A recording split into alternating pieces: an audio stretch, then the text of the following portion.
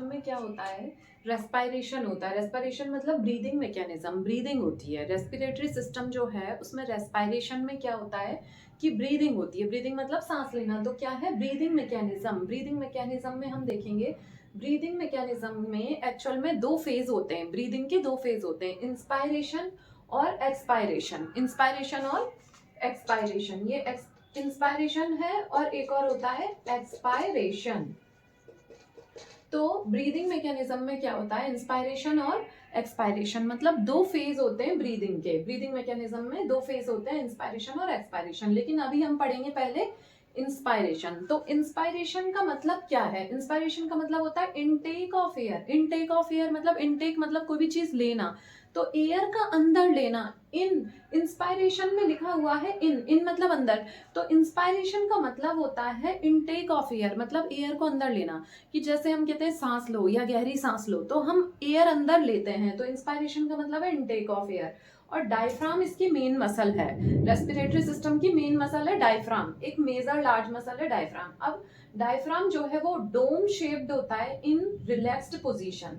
जब रिलैक्स्ड होता है डायफ्राम, उस टाइम पे तो ये डोम शेप्ड होता है इस तरह से। और flattened on contraction, flattened on contraction, लेकिन जब डायफ्राम मसल का कॉन्ट्रैक्शन होता है उस टाइम पे डायफ्राम डायफ्राम फ्लैट हो जाता है। उस टाइम पे डायफ्राम ऐसे फ्लैट हो जाएगा।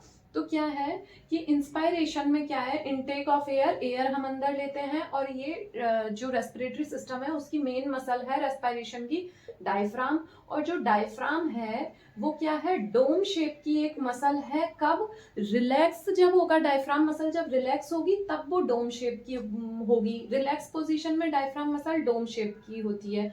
रिलैक्स पोजीशन में डायफ्राम मसल जब रिलैक्स्ड पोजीशन में है तब वो डोम शेप की होगी। डायफ्राम मसल क्या है कि रिलैक्स्ड पोजीशन में तो डोम शेप की होती है, लेकिन फ्लैट हो जाती है कॉन्ट्रैक्शन के टाइम। लेकिन जब वो मसल कॉन्ट्रैक्ट करेगी, इस तरह से कॉन्ट्रैक्ट करेगी, मसल्स जो भी होती है वो क्या करती है, कॉन्ट्रैक्ट रिलैक्स, कॉन्ट्रैक्ट रिलैक्स।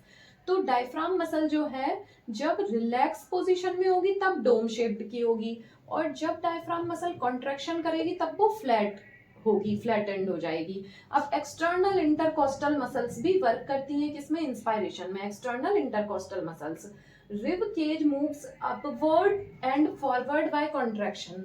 जब डायफ्राम मसल और एक्सटर्नल इंटरकोस्टल मसल जो है ये इंस्पायरेशन कराएंगी, तो उस टाइम पे रिब केज जो है, पूरा रिब केज क्या करेगा, मूव करेगा अपवर्ड एंड फॉरवर्ड, मतलब ऊपर की तरफ और आगे की तरफ।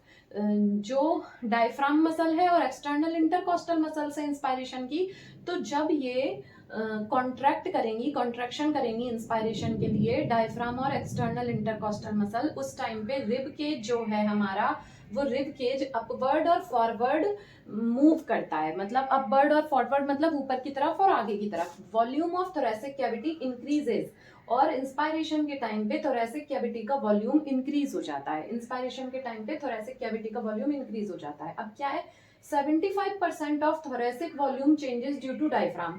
तो जो हमने यहाँ पे पढ़ा कि थोरेसिक कैविटी का जो वॉल्यूम है वो चेंज हो जाता है इंस्पायरेशन के टाइम। तो वो जो वॉल्यूम चेंज हुआ है थोरेसिक कैविटी का इंस्पायरेशन के टाइम, तो उस पूरे वॉल्यूम का चेंज तो थोरेसिक कैविटी का इसलिए हुआ है ना, क्योंकि इंस्पायरेटरी मसल्स इंस्पिरेशन करा रही हैं, इंस्पायरेटरी मसल इंस्पिरेशन करा रही हैं, इसलिए थोरेसिक कैविटी का वॉल्यूम इंस्पायरेशन में चेंज हो गया।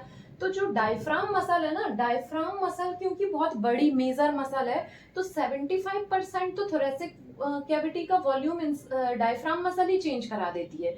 सिर्फ जो ये 25% जो वॉल्यूम चेंज कराती है थोरेसिक कैविटी का जो है वॉल्यूम, वो इंटरकोस्टल मसल्स। जैसे कि हमने पढ़ा था कि इंस्पायरेशन कौन कौन सी मसल कराती है, इंस्पायरेशन कराती है डायफ्राम मसल, एक तो ये लिखा है डायफ्राम मसल इंस्पायरेशन कराती है, और ये लिखा है इंटरकोस्टल मसल इंस्पिरेशन कराती हैं, डायफ्राम मसल और इंटरकोस्टल मसल इंस्पायरेशन कराती हैं। तो जब डायफ्राम और इंटरकोस्टल मसल इंस्पायरेशन कराती है उस टाइम पे थोरेसिक कैविटी का वॉल्यूम जो है वो बढ़ जाता है। तो जो वॉल्यूम बढ़ता है उसमें से 75% वॉल्यूम तो थोरेसिक कैविटी का डायफ्राम की वजह से बढ़ता है, और 25% वॉल्यूम जो है थोरेसिक कैविटी का वो इंटरकोस्टल मसल्स की वजह से बढ़ता है। ऐसा फर्क क्यों? क्योंकि डायफ्राम मेजर मसल है, बड़ी मसल है, इसलिए। अब क्या है, ये तो नॉर्मल इंस्पिरेशन की बात हो गई। ये हम नॉर्मल इंस्पायरेशन पढ़ रहे थे कि इनटेक ऑफ एयर, एयर को अंदर लेना इंस्पायरेशन कहते हैं। डायफ्राम मसल जो है वो इंस्पायरेशन की मेजर मसल है, वो डोम शेप होती है, रिलैक्स पोजीशन में फ्लैट हो जाती कॉन्ट्रैक्ट के टाइम। एक्सटर्नल इंटरकोस्टल मसल्स भी कराती हैं ये इंस्पायरेशन डायफ्राम के साथ मिलके, और रिब केज जो है वो इंस्पायरेशन के टाइम पे ऊपर और आगे की तरफ, मतलब अपवर्ड और फॉरवर्ड मूव करता है कॉन्ट्रैक्शन के टाइम पे मसल्स के, और वॉल्यूम जो है तो जो थोरेसिक कैविटी का वो इंस्पायरेशन के टाइम पे इंक्रीज हो जाता है, बढ़ जाता है। और ये जो वॉल्यूम बढ़ता है इसका 75% तो थोरेसिक कैविटी का वॉल्यूम डायफ्राम मसल बढ़ाती है, और 25% इंटरकोस्टल मसल, क्योंकि डायफ्राम बड़ी मसल है, इंटरकोस्टल छोटी मसल है, इसलिए। ये तो नॉर्मल इंस्पायरेशन की बात हो गई। अब बात है इन फोर्स्ड ब्रीदिंग। अगर हम फोर्स्ड ब्रीदिंग करें, फोर्स्ड ब्रीदिंग मतलब हम जानबूझ के सोचें, जैसे एक तो इंस्पायरेशन हमारा नॉर्मल चल रहा है, अब फोर्स्ड ब्रीदिंग मतलब हम जानबूझ के गहरी सांस लें बहुत ज्यादा। तो फोर्स्ड ब्रीदिंग में मतलब फोर्स्ड इंस्पायरेशन में मसल काम करती हैं एससीएम मतलब स्टर्नोक्लीडोमास्टोइड, सेरेटस एंटीरियर और स्कैलिनी। एससीएम मतलब स्टर्नोक्लीडोमास्टोइड, सेरेटस एंटीरियर और स्कैलिनी मसल काम करती हैं फोर्स्ड ब्रीदिंग में। और thoracic breathing in forced inspiration, जब हम फोर्स्ड इंस्पायरेशन करते हैं तो उस टाइम पे ये मसल काम करती हैं। फोर्स्ड इंस्पिरेशन में एससीएम, सेरेटस एंटीरियर और स्कैलिनी काम करती है। मतलब एससीएम मतलब स्टर्नोक्लीडोमास्टोइड मसल, सेरेटस एंटीरियर मसल और स्कैलिनी मसल काम करती हैं फोर्स्ड इंस्पिरेशन में। ये नॉर्मल था, फोर्स्ड इंस्पिरेशन में ये मसल काम करती हैं। फोर्स्ड मतलब जानबूझ के गहरी सांस लें, तो उसमें ये मसल काम करती हैं फोर्स्ड इंस्पिरेशन में। लेकिन जो फोर्स्ड इंस्पिरेशन है वो उसे हम थोरेसिक ब्रीदिंग कहते हैं। थोरेसिक ब्रीदिंग कहते हैं फोर्स्ड इंस्पिरेशन को। Thoracic breathing in forced inspiration मतलब जब हम फोर्स्ड इंस्पिरेशन करने लगते हैं तो उसमें हमारी थोरेसिक ब्रीदिंग होती है। अब thoracic breathing seen in pregnant women, pregnant women में नॉर्मली ही हमें थोरेसिक ब्रीदिंग देखने को मिल जाएगी। प्रेग्नेंट वुमेन जो होती हैं उसमें हमें थोरेसिक ब्रीदिंग नॉर्मली देखने को मिल जाएगी। लेकिन जो नॉन प्रेग्नेंट है फीमेल या नॉर्मली कोई मेल है, तो वो अगर फोर्स्ड इंस्पिरेशन करेगा, जानबूझ के गहरी सांस लेगा, तब उसमें हमें फोर्स्ड इंस्पिरेशन करेगा। जब कोई जानबूझ के बहुत गहरी सांस लेगा, फोर्स्ड इंस्पिरेशन करेगा कोई भी, तब थोरेसिक ब्रीदिंग हमें देखने को मिलेगी, जो कि ये मसल्स कराएंगी। लेकिन प्रेग्नेंट वुमेन में थोरेसिक ब्रीदिंग वैसे भी नॉर्मली देखने को मिल जाती है। और एक और होती है एब्डोमिनल ब्रीदिंग। क्या होती है कि एब्डोमिनल ब्रीदिंग। तो ये सब क्या हो गया कि जो इंस्पायरेशन है वो एक नॉर्मल इंस्पिरेशन होता है और एक फोर्स्ड इंस्पायरेशन होता है। तो जब फोर्स्ड इंस्पायरेशन होता है तो फोर्स्ड इंस्पायरेशन में कुछ एसेसरी मसल्स भी वर्क करती हैं। जैसे कि जो नॉर्मली जो इंस्पायरेशन है उसमें डायफ्राम और इंटरकोस्टल मसल्स हैं। नॉर्मल इंस्पायरेशन में डायफ्राम और इंटरकोस्टल मसल्स हैं, लेकिन फोर्स्ड इंस्पायरेशन में कुछ एसेसरी मसल्स वर्क करेंगी, जैसे कि स्क्लेनी, एससीएम, सेरेटस एंटीरियर, ये मसल्स।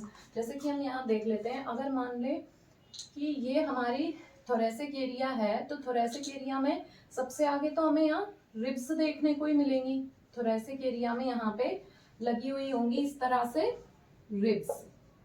थोरेसिक एरिया में सबसे पहले यहाँ रिब्स होंगी, और रिब्स के बीच बीच में यहाँ पे इंटरकोस्टल मसल्स बनी हुई होंगी। ऐसा ही होता है कि जैसे जो हमारा चेस्ट एरिया है, अगर हम उसमें देखें तो दोनों तरफ इस तरह से 12-12 रिब्स बनी होती हैं, तो उनके बीच बीच में मसल्स होती हैं यहाँ पे। तो हम यहाँ पे ये देखेंगे कि थोरेसिक कैविटी है, तो इसमें ये तो रिब्स हो गई, रिब्स के बीच बीच में ये क्या बनी हुई है, ये इंटरकोस्टल मसल्स लगी हुई हैं। और ये तो जैसे कि हमारा जो चेस्ट एरिया है, थोरेसिक एरिया है, उसका एंटीरियर व्यू देख रहे हैं हम लोग। मतलब एंटीरियर व्यू मतलब अगर हम चेस्ट एरिया को, थोरेसिक एरिया जो है उसको सामने से देखें, तो उसमें हमें सबसे पहले तो रिब्स दिखेंगी, और रिब्स के बीच बीच में ये इंटरकोस्टल मसल्स दिखेंगी आगे से। अब हम पीछे से देखें, पीछे से मतलब पोस्टीरियर व्यू, बैक देखें अपना, थोरेसिक एरिया वाला बैक देखें, तो पीछे तो होता है फिर वर्टिब्रल कॉलम।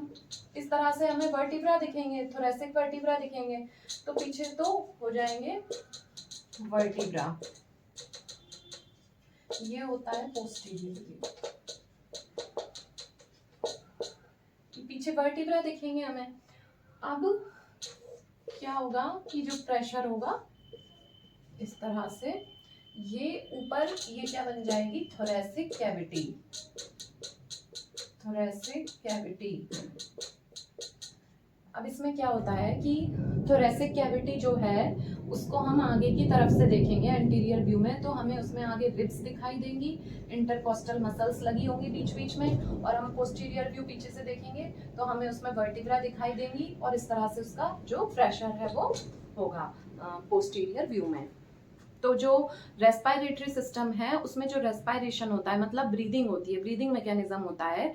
तो ब्रीदिंग मैकेनिज्म में रेस्पिरेटरी सिस्टम के रेस्पिरेशन में जो ब्रीदिंग मैकेनिज्म है, ब्रीदिंग है, तो ब्रीदिंग का जो ब्रीदिंग मैकेनिज्म है वो 2 फेजेस में होता है, मतलब 2 पार्ट्स में होता है, इंस्पायरेशन एक्सपायरेशन।